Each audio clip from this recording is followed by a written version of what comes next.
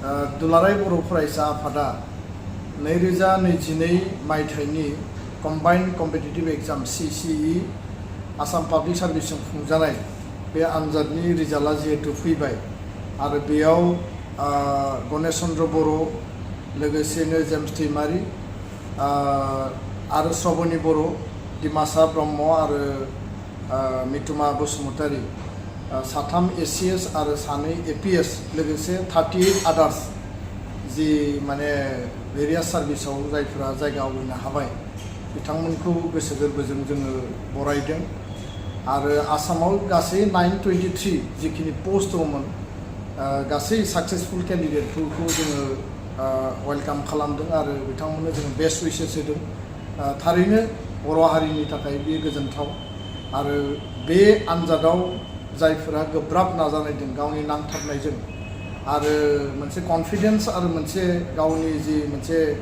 जि कनसेन्ट्रेशनखौ लाखिनानै जायफोरा जाफुंसार महर मोनबाय बे बर' हारिनि थाखाय इयुनाव मोनसे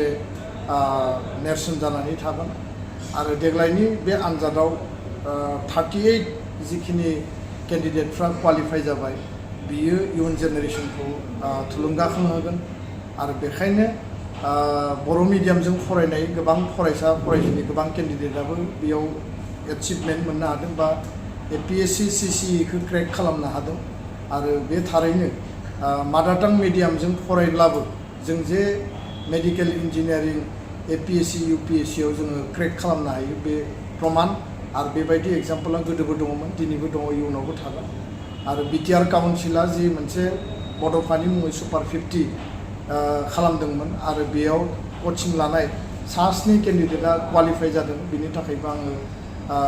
काउन्सिलखौ धन्यबाद बावदों आरो जोंनि केन्डिडेटफोरखौबो आङो फिन खेबसेबाव साबायखर बावदों दुलाराय बर' फरायसा आफादा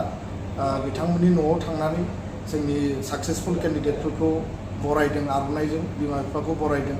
आरो इयुननि समावबो जों बिथांमोननि जि मोनसे एक्सपिरियेन्स आरो बिथांमोननि जि मोनसे गोलाव समनि जि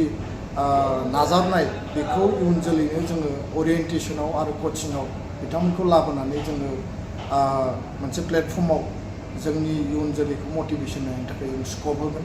आरो बे बुब्लियाव फिन खेबसेबाव आङो बयनिख्रुइसिमबो साबायखरखौ बावदों गोजोन्थों। सेरफांगुरि बाजार सुरुमा माग बिहु दामाका अफार लाबोदों। क'क्राझार जिल्ला सेरफांगुरियाव थानाय फुंखा एन्टारप्राइज बाजार सुरुमा 11 जानुवारिनिफ्राय 31 जानुवारिसिम माग बिहु दामाका अफार आरो एक्सचेन्जनि खाबुफोर होगासिनो दङ। नोंथांमोना सेरफांगुरियाव थानाय फुंखा एन्टारप्राइज बाजार सुरुमाव खुंफुंजानाय माग बिहु दामाका अफार एक्सचेन्जआव फैनानै नोंथांनि लुबैनाय बाजाजनि बाइकखौ लांफैनो हागोन। बाजाजनि बाइक सालायनो मोजां मोनग्रा रायजो राजाफोरनो फुंखा एन्टारप्राइज बाजार सुरुमा लोगोसे मोजां अफारफोरबो लाबोदों। बेफोरनो जाबाय 90% लन गंनै हेलमेट फ्रि, केस होनानै बाइक बायगिरिफोरनो 1000 रां केसबेक हरफिननाय जागोन आरो माग बिहु दामाका अफार एक्सचेन्जजों लोगोसे बाइक बायगिरिफोरनो गांसे ब्लेंकेट फ्रि हरफानाय जागोन।